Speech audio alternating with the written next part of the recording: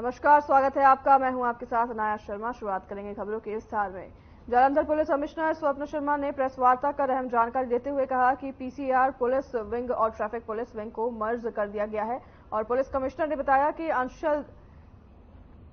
अरसल duty दे रहे 200 के करीब पुलिस मुलाजिमों को पीसीआर पुलिस विंग और ट्रैफिक पुलिस विंग में भेजा गया है। उन्होंने यह भी कहा कि इससे रोड पर ट्रैफिक का उल्लंघन करने वाले, ड्रंक एंड ड्राइविंग और स्नैचिंग की वारदात करने वाले अपराधियों पर नजर रखी जा सकेगी और साथ ही ट्रैफिक पार्किंग की समस्या, फुटपाथ पर रेडी लगाने वाले के ट्रैफिक नियमों का उल्लंघन करने वाले पर भी नकल कसी जा सकेगी।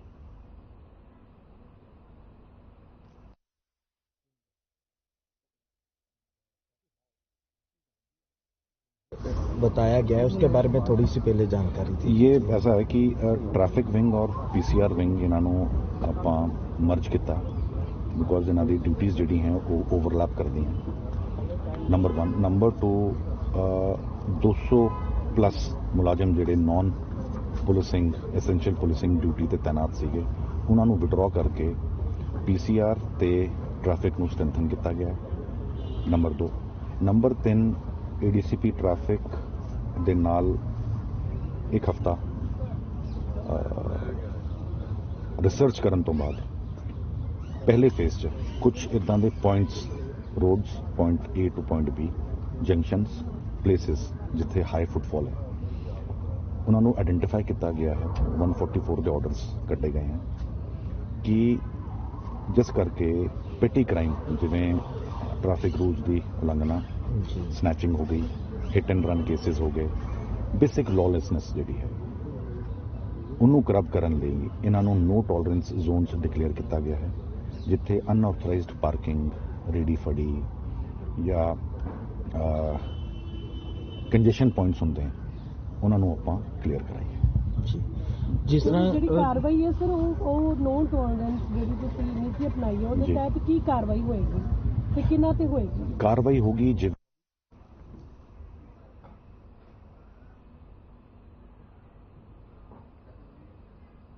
पूर्व विधायक अमरपाल सिंह बोनी आज पटियाला के एडीजीपी मुखविंदर सिंह सीना सामने पेश हुए और बोला ड्रग्स केस को लेकर अमरपाल सिंह बोनी को समन जारी किया गया था जिसमें उन्हें 13 दिसंबर को पेश होना था, लेकिन कुछ घरेलू कारणों का हवाला देकर आज वो एसआईटी के सामने पेश हुए हैं। आपको बता दें कि 2001 के आसपास बोला ड्रग्स केस चल रहा था, जिसके बाद इस केस में कई राजनीतिक पार्टियां शामिल हुई, जिनमें पूर्व विधायक अमरपाल सिंह बोनी और विक्रम सिंह मजीठिया का नाम खास तौर पर शामिल था।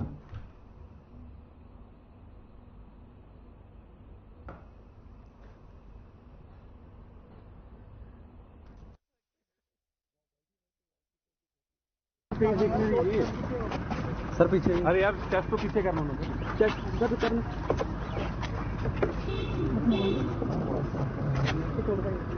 सर नहीं कर रही भाई, तुझे क्या भाजी माइक लेना भाजी अच्छा कर थोड़ा यार। हाँ जी भाई माइक दिखना नहीं यार को अंदर करना है माइक भी बोलना भाजी। अच्छा दसो ਅੱਜ ਤੁਸੀਂ ਪੇਸ਼ ਹੋਏ ਕੌਣ ਕੌਣ ਅੱਜ ਆ ਰਿਹਾ?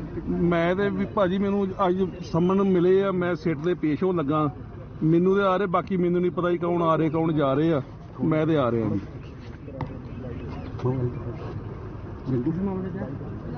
किस मामले च आ रहे जी?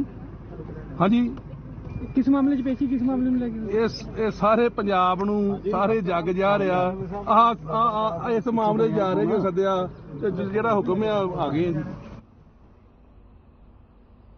पीएसईबी एम्प्लॉइज ज्वाइंट फोरम पंजाब की 12 दिसंबर को पटियाला में हुई बैठक के फैसले के अनुसार पंजाब के मिनिस्ट्रियल कर्मचारियों द्वारा अपनी मांगों को लेकर की जा रही हड़ताल के समर्थन में और पावरक्रॉम प्रबंधन द्वारा मांगे लागू न करने के विरोध में की गई 14 दिसंबर को बिजली कर्मचारियों ने काले बिल्ली लगाकर ड्यूटी की और कर्मचारियों ने सब डिवीजन मूनक के गेट के सामने धरना दिया है।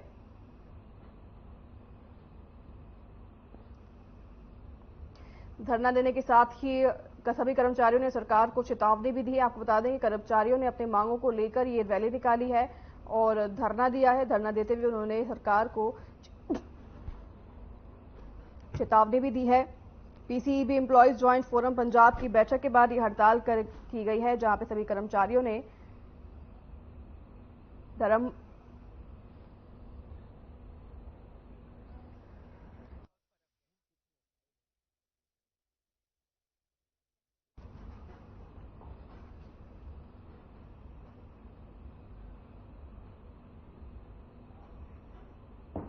जालंधर में बस स्टैंड के बाहर डेल्टा पार्किंग में एक ट्रैवल एजेंट की गाड़ी पर फायरिंग हुई है, जहां फायरिंग के बाद जालंधर पुलिस के वरिष्ठ अधिकारी मौके पर पहुंच गए। बताया गया है कि ट्रैवल एजेंट की गाड़ी में 3 गोलियां लगी है, जहां गोली मारकर भागे शख्स की तलाश में पुलिस बस स्टॉल के आसपास के इलाकों में सर्चिंग कर रही है।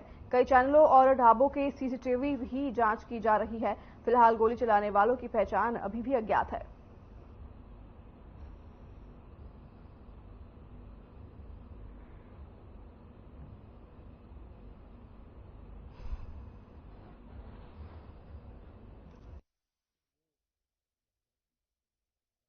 पता नहीं भाई सर की कारण ਹੈ ਕੋਈ ਮਾੜਾ ਦੱਸਦਾ ਦਿਓ ਜੀ ਕੀ ਰੰਜਿਸ਼ ਕੀ ਹੈ ਜੀ खड़ी गड्डी ਤੇ ਗੋਲੀਆਂ ਚੱਲ ਗਈਆਂ ਭਾਜੀ ਨਹੀਂ ਖੜੀ ਕੋਈ ਤੇ ਗੱਲਬਾਤ ਹੋਊਗੀ ਸਰ ਕੋਈ ਚੱਕਰ ਨਹੀਂ ਹੈ ਭਾਜੀ ਪਤਾ ਹੀ ਨਹੀਂ ਸਾਨੂੰ ਕਿੰਨੇ ਲੋਕ ਸੀਗੇ ਭਾਜੀ ਜਦੋਂ ਗੋਲੀਆਂ ਪਾਰਕਿੰਗ ਵਾਲੇ ਨੂੰ ਪਤਾ ਭਾਈ ਅਸੀਂ ਦੇ ਅੰਦਰ ਬੈਠੇ ਨਹੀਂ ਚਲਾਨ ਦਾ ਕਾਰਨ ਕੀ ਹੈ ਜੀ ਕੋਈ ਬੰਦੇ ਨਾਲ ਤੁਹਾਡੀ ਰੰਜਿਸ਼ ਹੈ ਜਾਂ ਜਾਣ ਪਛਾਣ ਨਾਲ ਕਿਸੇ ਨਾਲ ਕੋਈ ਰੰਜਿਸ਼ ਨਹੀਂ ਭਾਜੀ ਕਦੋਂ ਗੱਡੀ ਖੜੀ ਸੀਗਾ ਉਸ ਵਕਤ ਕੋਈ ਨਾਮ ਕੀ ਸੀ ਤੁਹਾਡਾ ਇੰਦਰਜੀਤ ਭਾਈ ਕਾਹਦਾ ਕੰਮ ਸਰ ਇਮੀਗ੍ਰੇਸ਼ਨ ਦਾ ਭਾਜੀ ਜਦੋਂ ਗੋਲੀਆਂ ਚਲੀਆਂ ਗੱਡੀ 'ਚ ਸੀ ਉਸ ਵਕਤ ਕੋਈ ਨਹੀਂ ਕੋਈ ਨਹੀਂ ਹੈ ਭਾਈ ਖੜੀ ਗੱਡੀ ਦੇ ਮਾਰੀਆਂ ਨਹੀਂ ਤੁਸੀਂ ਉਸ ਮੌਕੇ ਕਿੱਥੇ ਸੀ ਮੈਂ ਆਪਣੇ ਆਫਿਸ 'ਚ ਬੈਠਾ ਕਿੰਨੇ ਰੌਂਦ ਫਾਇਰ ਹੋਏ ਇਹ ਤਾਂ ਭਾਜੀ ਹੁਣ ਪਤਾ ਨਹੀਂ ਹੁਣ ਤੇ ਫੋਰੈਂਸਿਕ ਵਾਲੇ ਭਾਜੀ ਕੀ ਲੱਗਦਾ ਕਿੰਨੇ ਚਲਾਈਆਂ ਹੋਣਗੀਆਂ ਤੁਹਾਨੂੰ ਕੋਈ ਸ਼ੱਕ ਇਸ ਕੋਈ ਕਿਸੇ ਦਾ ਗੋਲੀਆਂ ਚੱਲੀਆਂ ਕੋਈ ਫੋਨ ਆਇਆ ਹੋਵੇ ਭਾਈ ਕਿਸੇ ਦਾ ਕੋਈ ਕਾਲ ਨਹੀਂ ਕੋਈ ਤਾਂ 12:15 ਇਨਫੋਰਮੇਸ਼ਨ ਆਈ ਆ ਕਿ ਪਾਰਕਿੰਗ ਵਿੱਚ ਫਾਇਰਿੰਗ ਹੋ ਗਈ ਹੈ।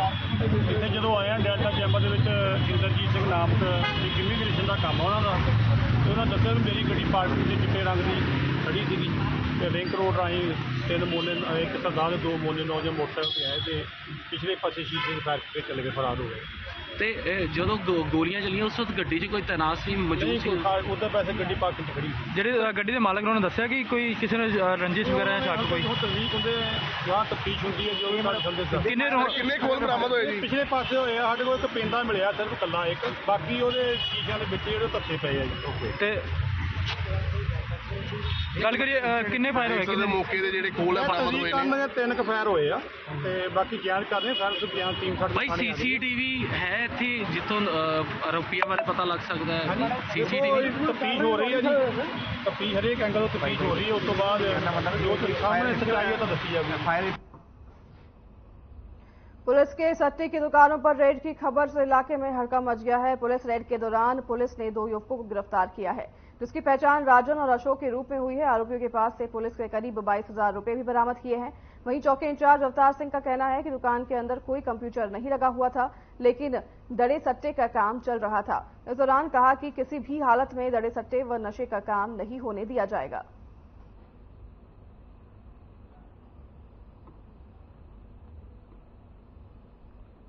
ਇਨਫੋਰਮੇਸ਼ਨ ਮਿਲੀ ਸੀ ਕਿ ਭਾਈ ਕੁਝ ਵਿਅਕਤੀ ਉੱਥੇ ਦਰਾ ਫੱਟੇ ਦਾ ਕੰਮ ਕਰਦੇ ਆ ਜੀ, ਉਹ ਬੀਤੇ ਗਿਆ। ਇੱਕ ਰਾਜਨ ਸਨ ਆਫ ਰਮੇਸ਼ ਕੁਮਾਰ, ਦੂਸਰਾ ਅਸ਼ੋਕ ਕੁਮਾਰ ਸਨ ਆਫ ਧਰਮਪਾਲ। ਇਹਨਾਂ ਪਾਸੋਂ ਨਗਦੀ ਬਰਾਮਦ ਹੋਈ, ਖਿਲਾਫ ਐਫਆਈਆਰ ਦਰਜ ਕਰਕੇ ਤੇ ਅਗਲੀ ਤਫਤੀਸ਼ ਅਮਲ ਚ ਲਿਆਂਦੀ ਜਾ ਰਹੀ ਹੈ। ਹਾਲੇ ਪੁੱਛਗਿੱਛ ਜਾਰੀ ਹੈ ਨਾ, ਤੁਸੀਂ ਪੁੱਛਗਿੱਛ ਜਾਰੀ ਇਹਨਾਂ ਜੀ ਇੱਕ ਕੋਲੋਂ ਹੋਏ ਆਪਣੇ 13,300 ਰੁਪਇਆ ਜਿਹੜਾ ਰਾਜਨ ਬੰਟੀ ਆ, ਦੂਸਰੇ ਕੋਲੋਂ ਹੋਏ ਹੈਗੇ ਜੀ ਅਸ਼ੋਕ ਕੁਮਾਰ ਕੋਲੋਂ 7220 ਰੁਪਏ, ਨਾਲੇ ਪਰਚੀ ਦਰਾ ਸੱਟਾ। ਹਾਂਜੀ अमृतसर के थाना घोरिंडा के अंतर्गत आने वाले गांव रतनगढ़ का है, जहां सुबह राजनीतिक प्रतिद्वंदी के कारण 2 भाइयों को गोली मार दी गई, जिसमें बड़े भाई की हालत ऑपरेशन के बाद सही बताई जा रही है, लेकिन छोटे भाई के इलाज के दौरान मौत हो गई है। गोली लगने से लगी चोट पीड़ित परिवार ने डॉक्टर पर आरोप लगाते हुए कहा कि पोस्टमार्टम करने वाले डॉक्टर को शरीर में गोली नहीं मिली, तो उन्होंने कहा कि घुटने में हड्डी फंसी होने के कारण गोली बाहर नहीं निकल पाई है, इसलिए अंतिम संस्कार के बाद परिवार को गोली मिलनी चाहिए।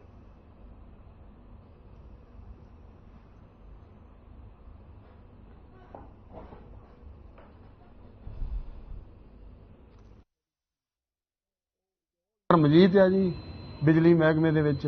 ਹਾਂਜੀ ਉਹਨੇ ਤੇ ਇੱਕ ਸਰਪੰਚ ਦਾ ਮੁੰਡਾ, ਉਹਨੇ ਦੋਵਾਂ ਨੇ ਗੋਲੀ ਮਾਰੀ ਹੈ। ਤੇ ਸ਼ਹਿ ਜਿਹੜੀ ਹੈ ਅਮਨ ਸਰਪੰਚ ਦਿੰਦਾ ਕਾਂਗਰਸੀ, ਚਿੱਟਾ ਵੇਚਦੇ ਆ, ਹਥਿਆਰ ਇਹਨਾਂ ਕੋਲ ਨਜਾਇਜ਼ ਆ, ਤੇ ਹੁਣ ਇਹਨਾਂ ਦਾ ਛੱਡਣ ਨੂੰ ਦਿਲ ਨਹੀਂ ਕਰਦਾ। ਵੀ ਸਰਕਾਰ ਜਿਹੜੀ ਹੁਣ ਝਾੜੂ ਵਾਲੀ ਆ, ਸਾਡੇ ਬੱਚੇ ਜਿਹੜੇ ਨੇ ਉਹ ਝੰਡੇ ਚੁੱਕ ਕੇ ਲੱਗੇ ਨੇ, ਤੇ ਅੱਜ ਇਹਨਾਂ ਨੇ ਗੋਲੀ ਮਾਰਤੀ ਹੈ। ਕੋਈ ਪੁਰਾਣੀ ਰੰਜਿਸ਼ ਹੈ ਕਿਸ ਕਾਰਨ ਨਹੀਂ ਜੀ, ਗੋਲੀ ਮਾਰੀ ਹੈ ਜੀ? ਇੱਕ ਨਾਲ ਹੋਰ ਦੇ ਵਜੀਦ ਭਰਾ ਦੇ ਮੇਰੇ, ਇੱਕ ਮੇਰੇ ਛੋਟੇ ਬ੍ਰਦਰ ਦੇ ਆ ਜੀ, ਉਹ ਅਸੀਂ ਰਸਤੇ 'ਚ ਆ ਰਹੇ ਆ ਤੇ ਉਹਦੇ ਵੀ ਪਿੱਛੋਂ ਉਹਨਾਂ ਨੇ ਮਾਰ ਦਿੱਤੀ ਹੈ। ਪਿੰਡ ਰਣਗੜ੍ਹ ਸਰਦਾਰ ਹਰਜੀਤ ਸਿੰਘ। ਸਵੇਰ ਦੇ ਵੀਰ ਜੀ, ਪਹਿਲਾਂ ਤਾਂ ਕੱਲ ਪਰਸੋਂ ਦੀ ਗੱਲ ਆ, 2-3 दिन हो गए आ भी ਉਹ ਗੱਲਬਾਤ ਚੱਲਣ ਡਈ ਸੀ ਉਹਨਾਂ ਨਾਲ ਐਵੇਂ ਖਿੱਚ ਦੀ ਜੀ ਹੋਣ ਡਈ ਸੀ ਜੀ।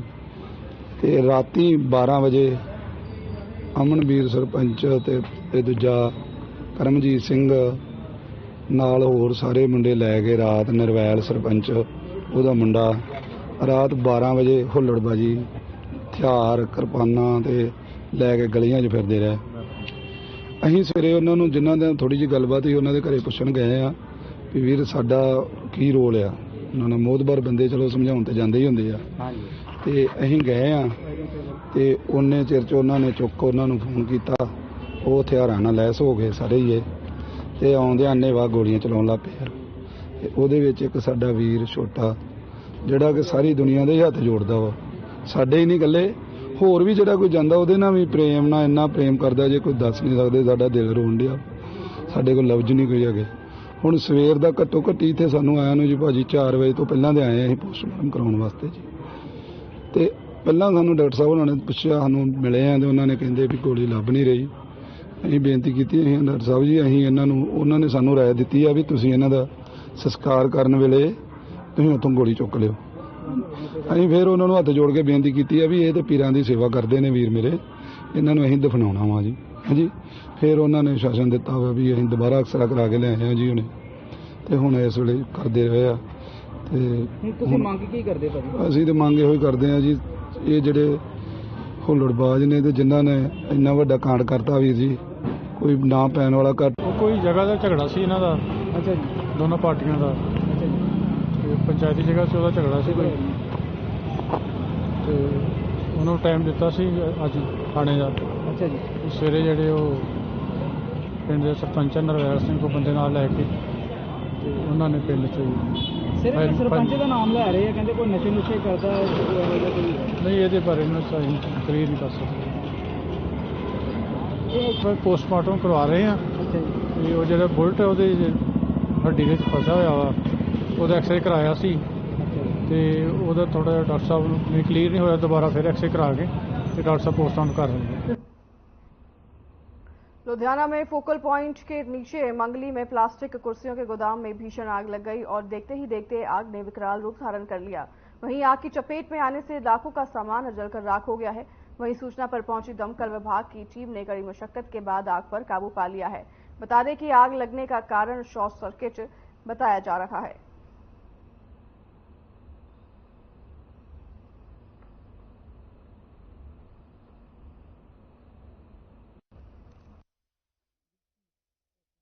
सर ये 7 फेज ਦੇ ਵਿੱਚ ਆ ਹਾਈਵੇ ਫਰਨੀਚਰ ਵਾਲੇ ਤੇ ਇਹਦਾ ਮਾਲਕ ਹੀ ਦੱਸ ਸਕਦੇ ਵੀ ਕਿੰਨਾ ਕੁ ਨੁਕਸਾਨ ਹੋ ਗਿਆ ਜੀ। ਠੀਕ ਹੈ ਤੇ ਅੱਗ ਦੇ ਉੱਤੇ ਕਾਬੂ ਪਾਉਣ ਦੀ ਕੋਸ਼ਿਸ਼ ਕੀਤੀ? ਹਾਂਜੀ ਹਾਂਜੀ ਤੁਹਾਡੇ ਸਾਹਮਣੇ ਬਿਲਕੁਲ ਦੇਖੋ ਟੀਮ ਲੱਗੀ ਹੋਈ ਆ। 8:45 ਤੇ ਸਾਨੂੰ ਇਤਲਾਹ ਆਈ ਵੀ highway industry focal point 7 phase ਦੇ ਵਿੱਚ ਅੱਗ ਲੱਗ ਗਈ ਆ। ਤੁਰੰਤ ਨੇੜੇ ਦੇ ਸਟੇਸ਼ਨ ਫੋਕਲ ਪੁਆਇੰਟ ਤੋਂ ਪਹਿਲਾਂ ਗੱਡੀ ਟਰਨ ਆਊਟ ਕਰਾਈ ਤੇ ਮਗਰ ਅਸੀਂ ਬਾਕੀ ਸਟੇਸ਼ਨ ਸਾਰੇ ਕਢਵਾ ਦਿੱਤੇ। ਹੁਣ ਤੱਕ 10 ਤੋਂ 12 ਗੱਡੀਆਂ ਦਾ ਪਾਣੀ ਪੈ ਚੁੱਕਾ ਜੀ, ਜਿਹੜੇ ਵਾਟਰ ਵੋਜਰ ਨੇ ਤੇ ਬੈਕਅਪ ਭਰ ਕੇ ਰਿਫਲ ਹੋ ਕੇ ਗੱਡੀਆਂ ਆ ਰਹੀਆਂ ਨੇ ਜੀ। ਅੱਗ ਦੇਖ ਕੇ ਕੀ ਲੱਗਦਾ ਕਦ ਤੱਕ ਬੁਝ ਸਕਦੀ ਹੈ ਸਰ? ਅੱਗ ਨੂੰ 2 ਤੋਂ 2.5 ਘੰਟੇ ਲੱਗ ਹੀ ਜਾਣੇ ਆ ਜੀ। Highway my best friend the factory ਹੈ ਸਰ, ਬਹੁਤ ਹੀ ਵਧੀਆ ਪਰਿਵਾਰ ਦੇ ਹੈਗੇ ਨੇ। ਕਿਹੜੀ ਫੈਕਟਰੀ ਹੈ? ਹਾਈਵੇ ਅੱਛਾ ਜੀ। ਪਲਾਸਟਿਕ ਚੇਅਰ ਮੋਡ ਦੀ ਫੈਕਟਰੀ ਹੈ ਸਰ। ਇੱਥੇ ਅਸੀਂ ਗੋਦਾਮ ਬਣਾਇਆ ਹੋਇਆ ਹੈ ਸਰ। ਇੱਥੇ 2 ਬੰਦੇ ਹਮੇਸ਼ਾ ਰਹਿੰਦੇ ਆ ਜਿਹੜੇ ਨਿਗਰਾਨੀ ਕਰਦੇ ਆ ਸਰ, ਬਾਹਰ ਬੈਠੇ ਰਹਿੰਦੇ ਆ। ਅੰਦਰ ਗੋਦਾਮ ਹੈ ਸਰ। ਬਿਜਲੀ ਸਰਕਟ ਨਾਲ ਇਹ ਚੀਜ਼ ਹੋਈ ਹੈ ਜਿਹਦਾ ਅਸੀਂ ਸਰ ਆਪਾਂ ਇਹ ਕਹਿ ਸਕਦੇ ਹਾਂ ਕਿ ਨੁਕਸਾਨ ਬਹੁਤ ਹੋ ਗਿਆ, ਉਹ ਅਸੀਂ ਭਰਪਾਈ ਨਹੀਂ ਕਰ ਸਕਦੇ ਸਰ। ਰੱਬ ਦਾ ਸਰ ਕੋਈ ਜਾਨੀ ਨੁਕਸਾਨ ਨਹੀਂ ਹੋਇਆ ਸਰ। ਅਸੀਂ ਇਹ ਕਹਿੰਦੇ ਕਿ ਸਾਡੇ ਪ੍ਰੈਸ ਰਿਪੋਰਟਰ ਭਾਈਚਾਰਾ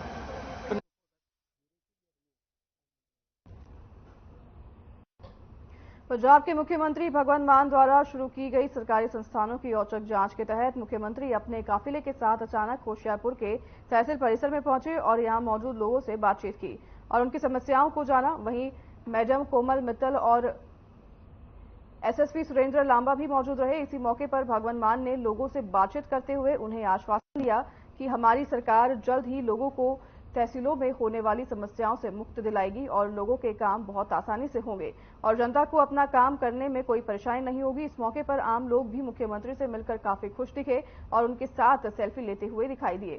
भगवंत मान ने कहा कि 28 दिसंबर को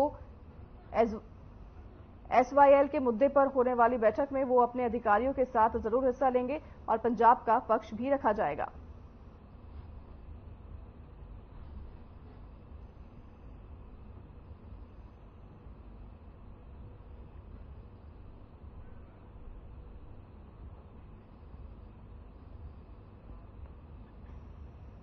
पंजाब सरकार द्वारा शुरू की गई मुख्यमंत्री तीर्थ यात्रा योजना के तहत भूलतीर्थ बस को रवाना किया गया है। बस को हरी झंडी दिखाने वाले हरसिमरन सिंह गुमन ने बताया कि 43 यात्रियों से भरी इस बस का पहला पड़ाव माता चिंतपूर्णी मंदिर में होगा और फिर माता ज्वालाजी से होते हुए रात को आनंदपुर साहिब पहुंचेगी, जहां पंजाब सरकार ने यात्रियों के ठहरने के लिए विशेष व्यवस्था की है। वहीं 15 तारीख को माता नैना देवी के रास्ते वापस लौटेगी। इसके साथ ही हर यात्री को जरूरी सामान की एक किट भी दी गई है। उन्होंने यह भी बताया कि बस यात्रा के दौरान आम आदमी पार्टी के वरिष्ठ नेता दलविंदर सिंह जर्मनी, अविनाश कुमार बिट्ठा और बादल कुमार को प्रभारी नियुक्त किया गया है।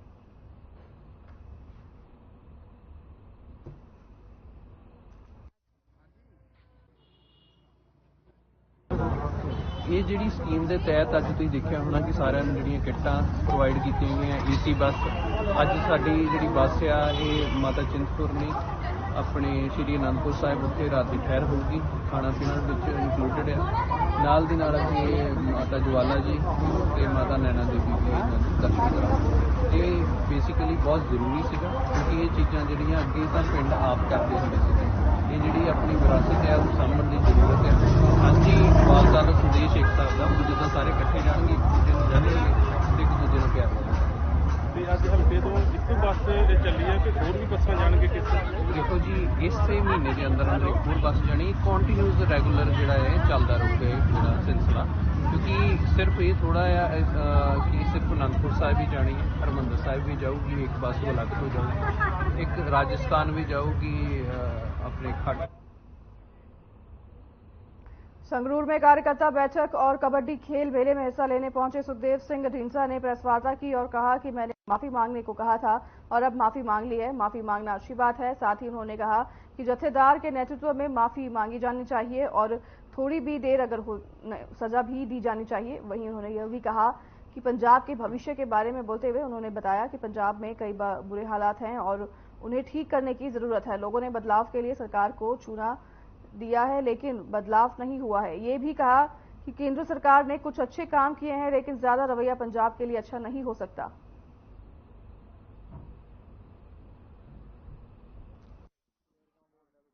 इस करके ज्यादा होता मतलब ਇੱਕ ਸਰ ਅਕਾਲੀ ਦਲ ਦੀ ਸਰਕਾਰ ਸਮੇਂ ਜਿਹੜੀ ਬੇਅਦਬੀ ਹੋਈ ਸੀ ਉਸ ਨੂੰ ਲੈ ਕੇ ਅੱਜ ਸੁਖਬੀਰ ਬਾਦਲ ਨੇ ਹਰਿਮੰਦਰ ਸਾਹਿਬ 'ਚ ਮਾਫੀ ਮੰਗੀ ਹੈ।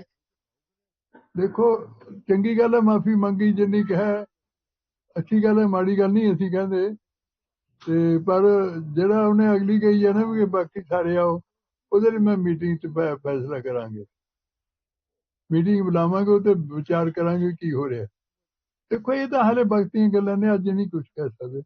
सारी 13 लड़ी जांदे हुण तां कांग्रेस वाले कहंदे असीं लड़ांगे, आम आदमी पार्टी कहंदे असीं लड़ांगे, बीजेपी वाले कहंदे असीं लड़ांगे। ਅਕਾਲੀ ਦਲ ਨਾਲ ਕੋਈ ਆਪਣਾ ਰਲੇਵਾਂ ਉਸ ਦਾ ਬਾਦਲ ਨਾਲ ਜੀ ਜਿਵੇਂ ਪਿੱਛੇ ਜੀ मैं तुहानूं दस्सिया ना मीटिंग तो बाद करा, क्योंकि मैं क्या सी उन्होंने भी माफी मंगे, उन्हें माफी मंग ली है। ਆਪਾਂ ਸੋਚ ਸਕਦੇ ਹਾਂ ਵੀ ਕੁਝ ਪੋਜ਼ਿਟਿਵ ਉਧਰ ਜਾ ਸਕਦੀ ਹੈ।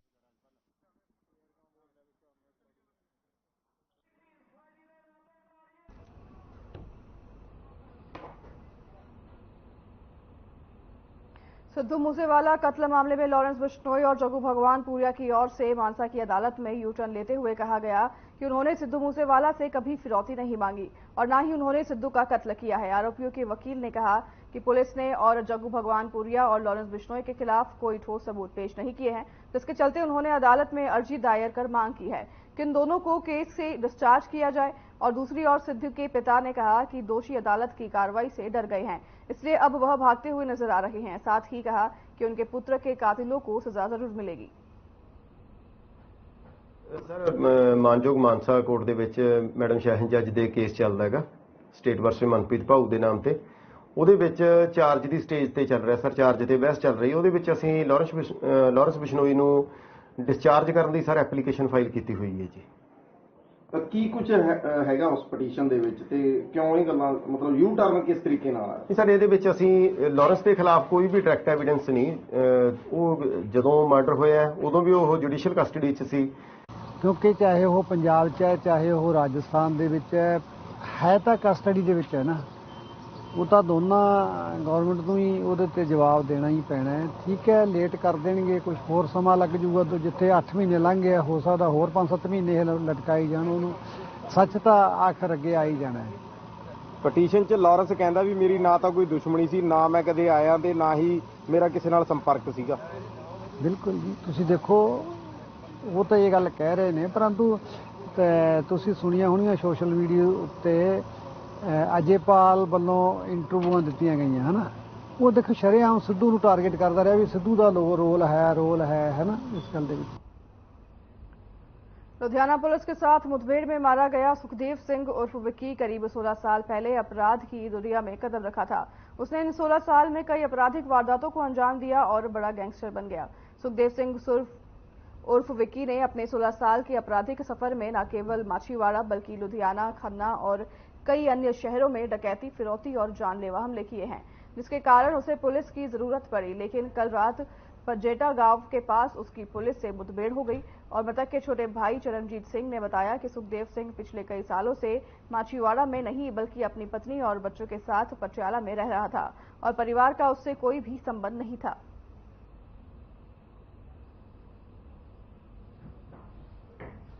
जी रह रहा जी, ਉਹਨੂੰ ਹੋ ਗਈ 15-16 ਸਾਲ ਹੋ ਗਏ ਜੀ। ਉਰੋਂ ਕੀ ਘਟਨਾ ਵਾਪਰੀ ਸੀ ਜੀ ਬੱਤ ਰਹਿਣ? ਉਹ ਡੈਡੀ ਦੀ ਭੈਣ ਦੀ ਕੁੜੀ ਲੈ ਗਿਆ ਸੀਗਾ, ਇਸ ਕਰਕੇ ਡੈਡੀ ਨੇ ਬੇਦਖਲ ਕੀਤਾ ਸੀਗਾ ਜੀ ਉਹਨੂੰ। ਉਹਦਾ ਕੋਈ ਲੈਣਾ ਦੇਣਾ ਨਹੀਂ? ਕੋਈ ਲੈਣਾ ਦੇਣਾ ਨਹੀਂ, ਜੇ ਲੈਣਾ ਦੇਣਾ ਹੁੰਦਾ ਸਾਡੇ ਘਰ ਦੇ ਇਹ ਹਾਲਾਤ ਹੁੰਦੇ। ਦੇਖੋ ਤੁਹਾਨੂੰ ਕਿਵੇਂ ਪਤਾ ਲੱਗਿਆ ਵੀ ਉਹਨਾਂ ਦਾ ਇਨਕਾਊਂਟਰ? ਅਸੀਂ ਖਬਰਾਂ ਆ ਰਹੀਆਂ ਸੀਗੀਆਂ ਜੀ, ਹਰ ਕੋਈ YouTube Facebook ਚਲਾ ਰਿਹਾ, ਉੱਤੇ देखी न्यूज जी। तो इस बुलेटिन को यहीं करेंगे समाप्त। मैं अनाया शर्मा आपसे लूंगी विदा, मुझे दीजिए इजाजत, नमस्कार।